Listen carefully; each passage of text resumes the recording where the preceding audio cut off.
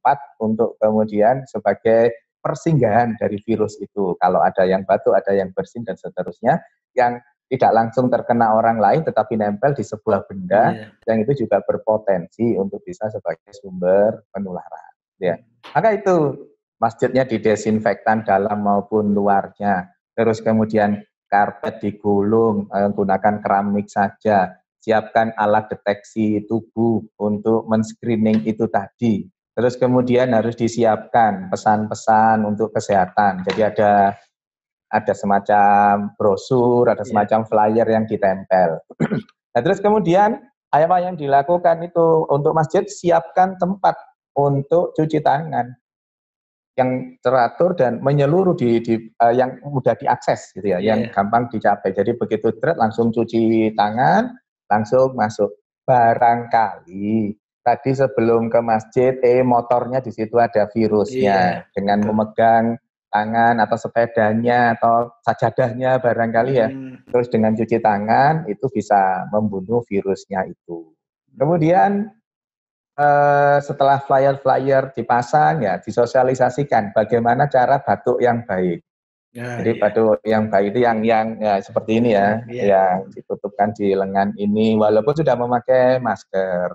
Terus kemudian selain batuk dan bersin itu update gitu ya, update keilmuan terbaru yang itu nanti juga bisa dimunculkan dalam bentuk flyer-flyer itu. Jadi misalkan data-data terkait itu, penemuan-penemuan baru terkait dengan virus COVID-19. Jadi update terus. Karena apa?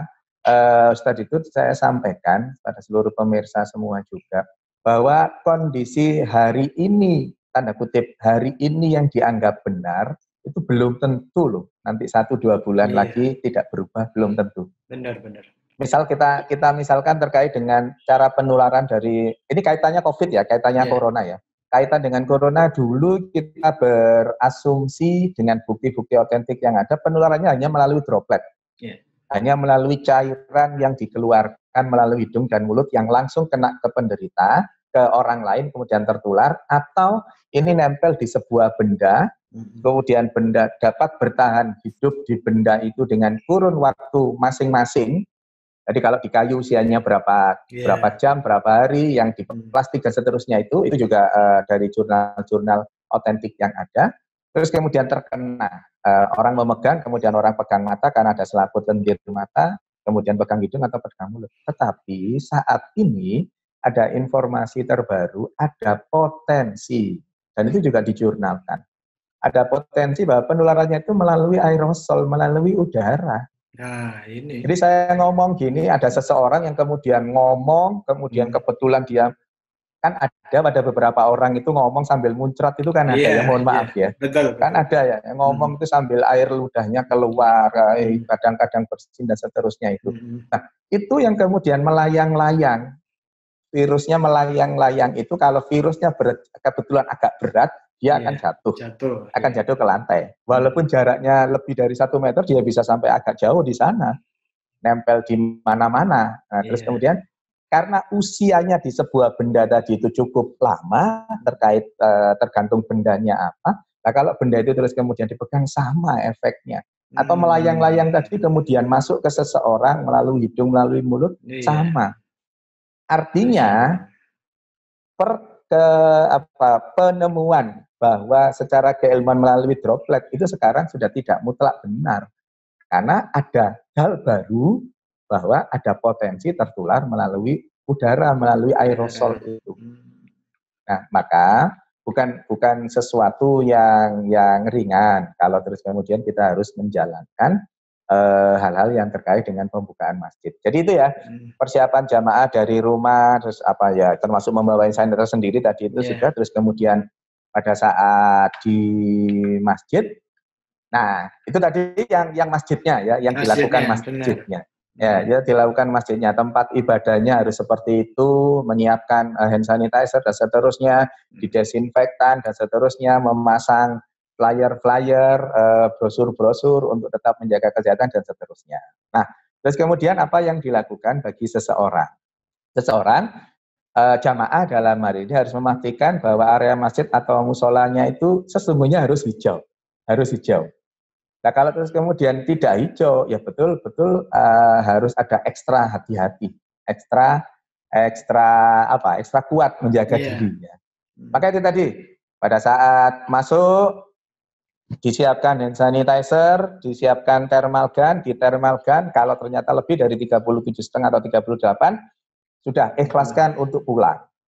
Untuk tidak menjalankan sholat berjamaah di masjid. Masjid menyiapkan, nggak usah ngotot. Masjid kemudian menyiapkan hand sanitizer yang bersangkutan menggunakan hand sanitizer itu.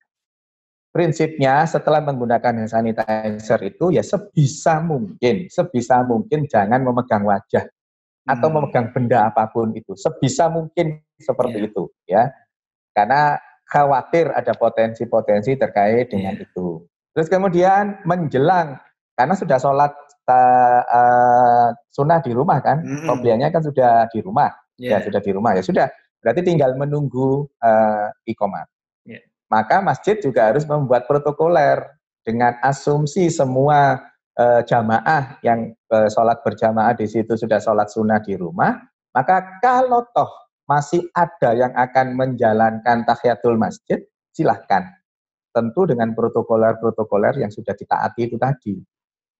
Nah, maka terus kemudian pada saat menunggu iqomah itu sudah diatur masing-masing softnya, kemudian diatur jarak masing-masing orangnya itu, walaupun yang jadi ironi itu kan pada saat sholat ada physical distancing, tapi sebelum dan sesudah sholat berkerumun. Sama aja. Sama aja. Maka itu physical distancing itu berlaku sejak sebelum ke masjid, di saat di masjid maupun setelah di masjid. Maka dalam penerapan hal itu pada saat menunggu iqomah ya sudah tetap jaga jarak itu, tetap jaga jarak. Terus kemudian pada saat sholat juga menjaga jarak seperti yang diatur. Saya dalam konteks ini lebih setuju untuk jaraknya itu 2 meter. Karena beberapa literatur ada yang mengatakan 1,5, ada yang mengatakan 1,8, ada yang mengatakan 2 meter. Kalau masjidnya memungkinkan, saya lebih sepakat untuk menjaga jarak antara satu dengan jamaah lain itu sekitar 2 meter. 2 meter. Dan mungkin juga untuk yang sholat juga anak-anak mungkin sebaiknya jangan di ini dulu ya, Dok. Nah, sebaiknya juga itu karena anak-anak rentan, walaupun ada beberapa yang mengatakan bahwa anak-anak itu punya imunitas yang tinggi. Kenyataannya sekarang ini pada saat akan dimasukkan sekolah, Ikatan Dokter Anak Indonesia yang bersuara paling lantang untuk jangan anak-anak itu jangan dikumpulkan dulu, nanti berpotensi malahan untuk itu. Nah, artinya anak pun itu punya kerentanan, punya resiko yang sama dengan orang-orang yang dewasa yang imunitasnya sudah terbentuk itu. Nah, kemudian physical distancing dari masing-masing jamaah. Kemudian setelah itu ya jangan bersalaman. Imam dan khotib baiknya sebelum maupun sesudah sholat itu ya tidak usah bersalaman seperti itu. Insya Allah kalau sesama jamaah itu hatinya insya Allah sudah tertaut. Nggak harus betul-betul bersalaman supaya tertaut hatinya, enggak, insya Allah sudah tertaut. Nah terus kemudian tetap harus menjaga jarak untuk kemudian seperti itu. Prinsipnya jaga jarak itu betul-betul dijalankan mulai sebelum, selama, dan sesudah. Jadi ada sesuatu yang ironi kalau seperti tadi itu. Pada saat sholat berjarak, tapi setelah sholat ngumpul ngobrol, sama aja. Iya benar-benar. Nah itu ya. Jadi itu yang memang harus dipahami. Nah terus kemudian setelah kita di sebelum ke masjid, terus kemudian ke masjid, selama di masjid, maka ada upaya-upaya takmir untuk kemudian menjalankan semua yang kita sampaikan tadi itu. Nah, kalau itu semua bisa dijalankan, ya insya Allah terkait dengan resiko itu walaupun ada itu bisa diminimalkan. Iya benar, Dok. Saya kira insya Allah itu sudah cukup jelas ya, sehingga kalaupun misalnya daripada kita sesama umat saling kontradiksi atau adu argumen yang akhirnya juga nggak ada manfaatnya, ini ada paling enggak patokan-patokan yang bisa saling menjaga kalau misalnya masih tetap menjalankan ibadah secara jamaah saat Idul Adha pada khususnya. Nah, terus kemudian setelah itu, Dok, kalau kan setelah sholat dan sebagainya ada panitia penyembelihan kurban dan sampai nantinya mereka mendistribusikan baik pada yang berhak di sekitarnya atau nah, prosedur ini ada juga enggak saran-saran medis atau ketentuan-ketentuan yang harus dijaga. Kadang kan bergerombol juga nih orang-orang nunggu antrian atau sekadar pengen lihat ya apa sih penyembelihannya dan sebagainya. Monggo, Dok. Iya. Jadi sekali lagi terkait dengan tadi ya, terkait dengan kebijakan bagi sebuah masjid untuk bisa menjalankan itu, dan ada sekelompok yang lain juga masih tidak menjalankan hal itu. Ini tolong sama-sama saling menghormati.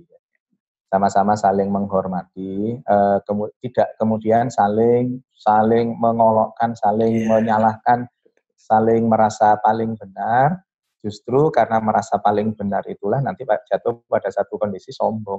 Nah, kalau jatuh pada satu kondisi sombong itu, ingat, Allah menurunkan virus di Wuhan itu karena kesombongannya Wuhan, karena kesombongannya Cina, yang mengatakan bahwa tidak ada satu negara pun di dunia ini yang mampu mengalahkannya, tidak ada yang mampu menyaingi, tidak ada yang mampu kemudian bisa mengalahkan itu. Nah, Allah kirimkan itu dalam skup yang kecil personal kita masing-masing. Kita khawatir kalau muncul rasa sombong di dalam diri kita, sombong dalam konteks merasa paling benar, sombong dalam konteks sudahlah saya sholat berjamaah itu dijaga oleh Allah. Sehat-sehat. Wong saya ndak punya faktor komorbid, faktor lain-lain ndak punya. Saya sehat, wis ta.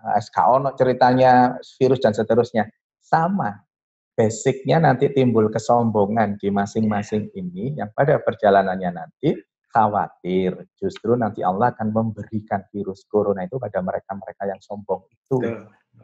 Maka dalam konteks ini, ayo kita sama-sama menata bahwa yang melakukan sholat berjamaah patuhi aturan-aturan medis, protokoler medis itu harus dijalankan. Ikhtiar medis dan ikhtiar teologis selalu saya sampaikan seperti itu harus bisa dipadukan. Ya, sementara yang tetap tidak menjalankan sholat berjamaah, tentu mereka sangat punya data terkait dengan itu, sangat punya alasan yang kuat untuk kemudian tidak menjadikan masjid itu sebagai klaster baru. Akan sangat berbeda kalau di masjid itu terus kemudian ada yang terkena, langsung ramai ada klaster masjid. Sementara di tempat lain yang timbul klaster-klaster baru itu nyantai aja. Santuy aja, tidak ada pemberitaan yang heboh tentang hal itu. Tetapi kalau ada klaster masjid, Masya Allah, luar biasa pemberitaannya itu. Nah, disparitas ini yang harus kita jaga betul. Ya. Nah, maka bagaimana terkait dengan kurban nanti? Secara prinsip ya, secara prinsip penyembelihan hewan kurban, pembagian, distribusi, kepanitiaan yang dibentuk itu semua masih tetap menggunakan protokoler medis itu.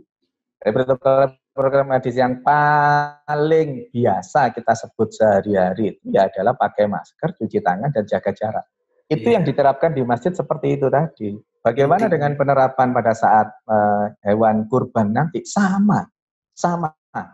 Yang pertama, misalkan kalau kita merujuk kepada aturan-aturan yang ada terkait dengan penyembelihan hewan kurban, yang pertama harus menjaga jarak interaksi saat kegiatan kurban itu sendiri.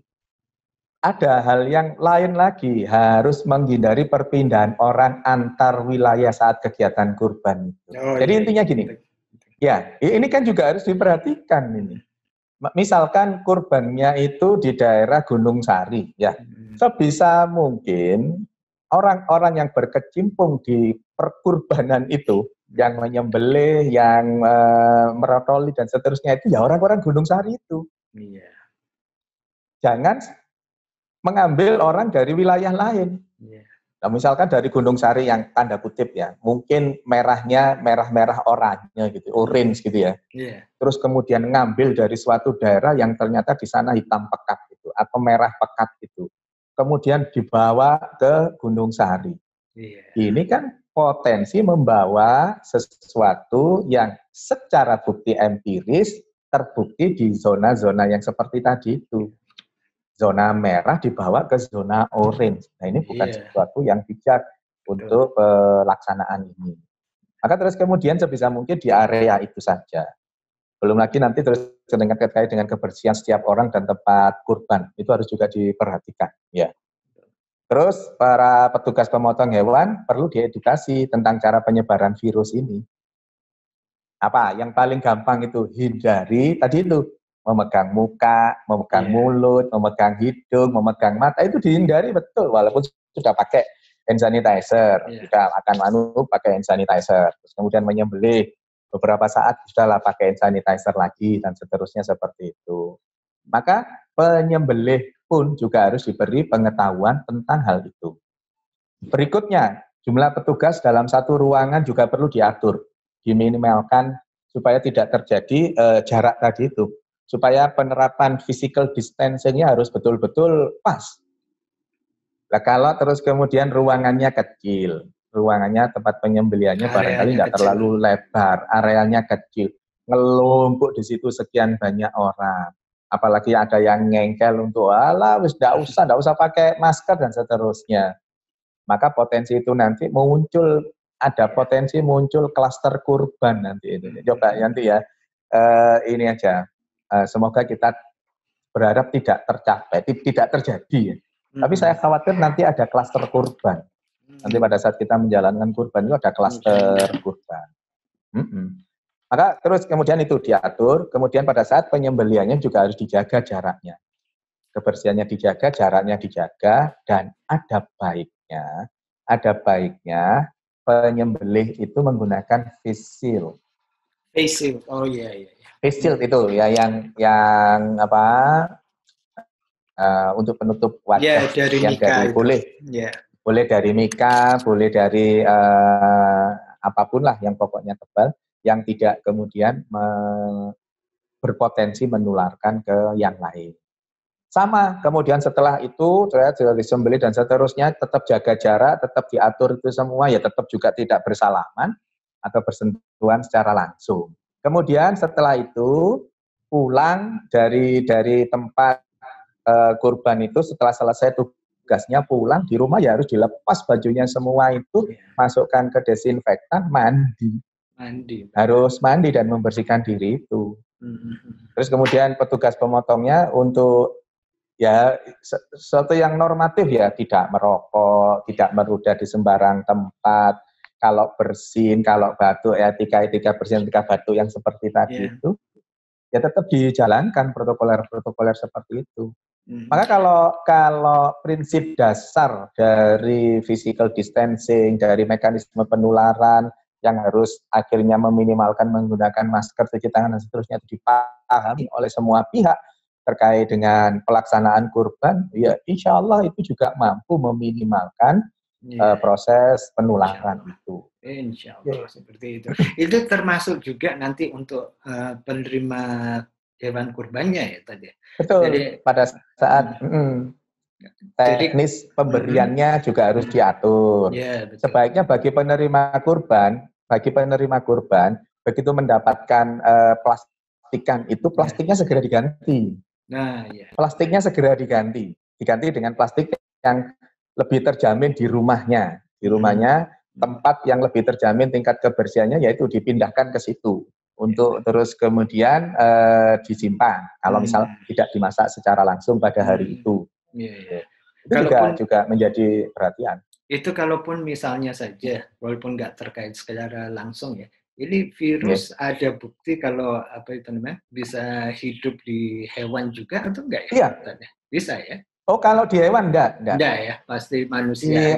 Ya, sampai saat ini kalau yang dimaksud hewan kurban enggak. Kalau yang dimaksud hewan kurban enggak. Tetapi kan potensinya bukan melalui hewannya, bukan, tetapi melalui yang tidak langsung tadi itu. Benar. Kalau misalkan penyembelihnya bersin, nggak pakai masker, nggak ditutup, nggak pakai face shield, terus kemudian nempel di kulitnya sapi, kulitnya kambing tadi itu masih bisa hidup virusnya di sana. Pada beberapa jurnal dikatakan ada yang mengatakan itu bisa sampai 2 hari nempel di situ.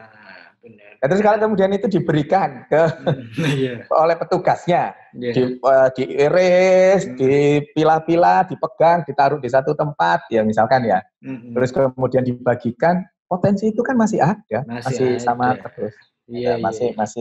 Masih memungkinkan untuk hal seperti itu terjadi. Tapi setelah misalnya aja nanti sama yang menerima itu dimasak, hilang ya, sudah nggak ada virus itu. Mati. Ya, kalau kaitan dengan produk makanannya, insya Allah sampai saat ini belum ada yang mengatakan setelah dimasak itu masih hidup virusnya, nggak ada. Insya Allah nggak, karena jalurnya berbeda untuk hal yang terkait dengan kalau saya mungkin lebih memunculkan ini karena ini pandemi COVID-19 ini yang kemudian berimbas ke kurban, muncul inovasi baru terkait dengan panitia kurban itu. Misal, panitia kurban tidak harus mengumpulkan banyak orang untuk berkurban, misalkan ya. Maksudnya tidak harus banyak orang pada saat prosesi kurbannya itu. Jadi cukup sudah percayakan kepada kami bahwa kami akan menjalankan amanah ini dengan baik. Kemudian hewan kurbannya itu kemudian disembelih, terus kemudian daging dan seterusnya ini kan bisa dibentukkan sesuatu yang kemudian bisa dikirim ke daerah-daerah terpencil, daerah tertinggal yang selama ini barangkali belum terjangkau. Oh iya. Bisa misalkan dagingnya itu kita olah kemudian jadi kornet misalkan ya. Betul. Menjadi kornet, ditempatkan di sebuah kaleng. Kaleng itu yang terus kemudian kita bisa distribusikan kemanapun. Alhamdulillah Muhammadiyah sudah menjalankan hal itu dalam mungkin sudah 4-5 tahun ini. 4-5 tahun ini Muhammadiyah itu sudah mengemas daging kurbannya itu dengan menjadi makanan kaleng. Makanan kaleng itu saat ini sudah ada yang bisa dalam bentuk rawon. Jadi sudah dalam bentuk rawon di kaleng. Jadi pada saat kemudian nyampe ke daerah terpencil, kan ini awet ini kan masih bisa ini. Ada yang bentuk rendang, ada yang bentuk rawon. Dan ini didistribusikan ke daerah manapun, di daerah terpencil tidak ada, insya Allah tidak ada resiko untuk bau, tidak ada resiko kadaluarsa karena kadaluarsanya cukup lama. Begitu di sana diberikan dalam bentuk kaleng, mereka mau menggunakan kapan terserah. Dan mereka sudah tidak perlu mengolah lagi, sudah bisa dimasak, langsung tambahi air, tambahi bumbu sedikit, sudah bisa dikonsumsi. Wah, mantap itu solusi. Inovasi seperti itu yang dibutuhkan. Terserah mau inovasi dalam bentuk apa. Mau inovasi seperti yang dilakukan oleh Muhammadiyah Lazismu, silahkan. Mau yang lain, Wisata Hati mau membuat inovasi lain, silahkan. Nurul Hayat membuat inovasi lain, silahkan. Lazismu dan seterusnya, silahkan. Intinya ini momen untuk tetap menjaga jarak, tetap menjalankan protokoler medis, tetapi tidak menghilangkan esensi dari kurban itu sendiri. Ya, benar. Justru dengan kurban ini kita diuji loh keikhlasan kita. Ya. Kalau selama ini kita pada saat berkurban, aku ya pengen delok, aku pengen menyembelih sendiri. Benar. Di situ itu kira-kira ada resiko riak enggak? Iya, bisa juga. Saya mau nyembelih sendiri, sudah, biar dilihat orang saya nyembelih, saya ini korban, ini kambing saya, ini sapi saya. Benar. Ada, walau bagaimanapun itu ada potensi untuk itu loh. Yeah. Maka dengan dengan new reality ini kita lepas betul sudah. Ikhlas sudah. Ikhlas betul sudah. Saya mau sapi, lillahi ta'alanya jauh lebih besar. Sapi sudah saya serahkan ke panitia.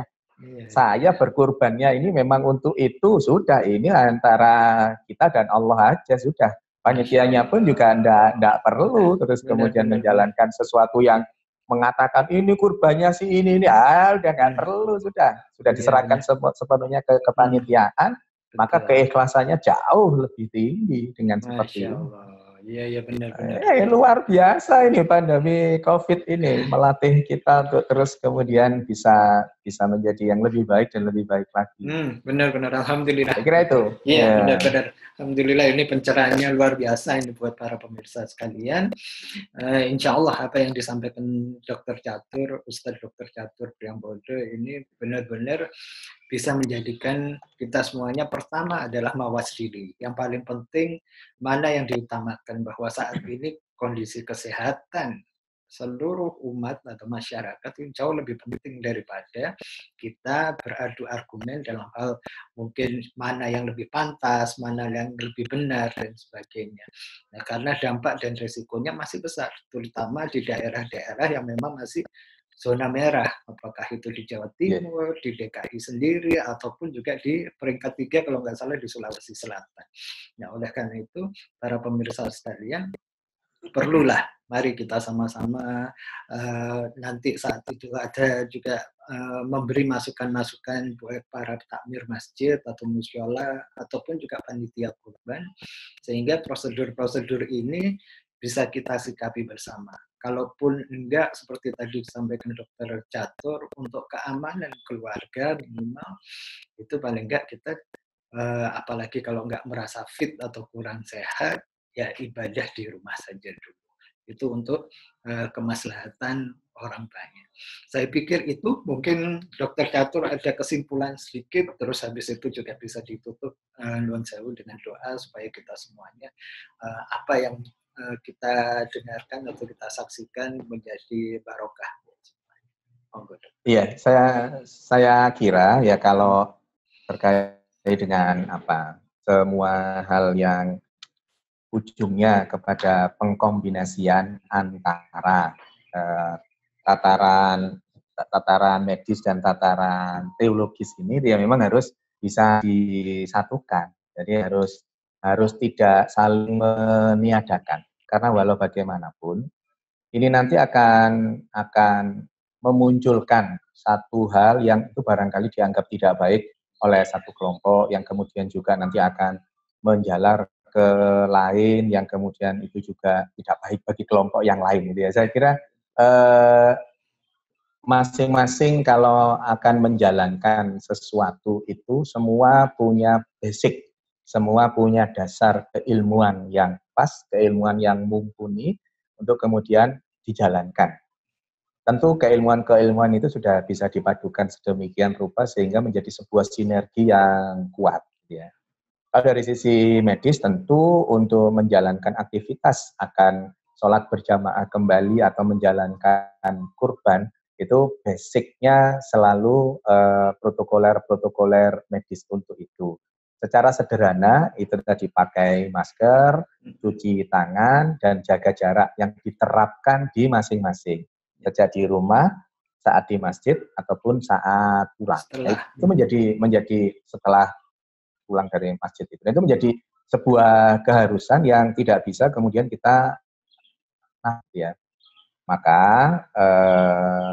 para pemirsa yang dirahmati Allah, menjadi sebuah momen penting ya, pandemi COVID-19 ini untuk kita bisa meningkatkan keimanan dan ketakwaan kita, tentu dengan berbagai hal yang lagi-lagi harus punya landasan keilmuan yang kuat untuk itu, medis maupun teologisnya. Maka ujian pandemi ini harusnya mampu membuat ukhuwah kita menjadi jauh lebih hebat, mampu membuat keimanan dan ketakwaan kita meningkat lebih pesat, mampu membuat ritual-ritual keagamaan kita itu menjadi lebih terarah, menjadi lebih terkontrol, menjadi punya dasar yang kuat.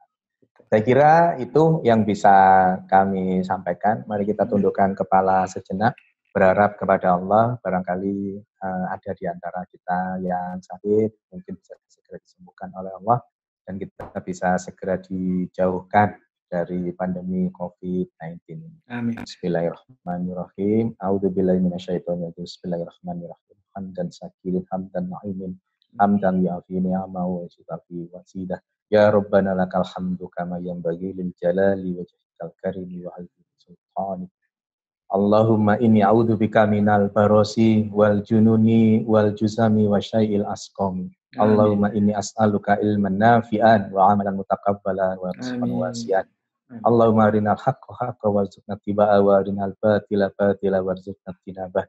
Rabbana dhalamna anfusana wa illam taghfir lana wa tarhamna lanakunanna minal khasirin. Rabbana atina fid dunya hasanah wa fil akhirati hasanah wa qina adzabannar. Subhana rabbika rabbil izzati amma yasifun wa salamun alal mursalin walhamdulillahi rabbil alamin. Semoga ada manfaatnya.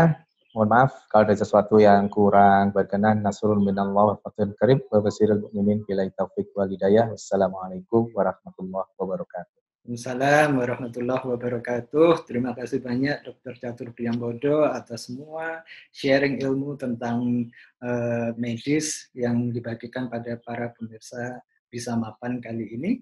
Mudah-mudahan ini benar-benar ya, apa yang menjadi doa kita bersama, apa yang tadi sudah disampaikan bisa jadi sesuatu yang manfaat buat semua. Demikian, mudah-mudahan nanti kita sambung. Insya Allah masalah medis nggak akan pernah habisnya dan alhamdulillah di sini ada narasumber yang luar biasa. Mudah-mudahan Dr. Catur dan keluarga juga senantiasa dilindungi oleh Allah Subhanahu wa taala, diberikan kesehatan, kebahagiaan lahir dan batin. Demikian, mohon maaf para pemirsa jika ada kekurangan-kekurangan, salah-salah hanya kami semata. Insya Allah kami hanya berniat untuk membagikan apa yang menjadi manfaat buat semua lillahi ta'ala. Demikian dari saya. Billahi taufiq wal hidayah. Wassalamualaikum warahmatullahi wabarakatuh. Waalaikumsalam warahmatullahi wabarakatuh.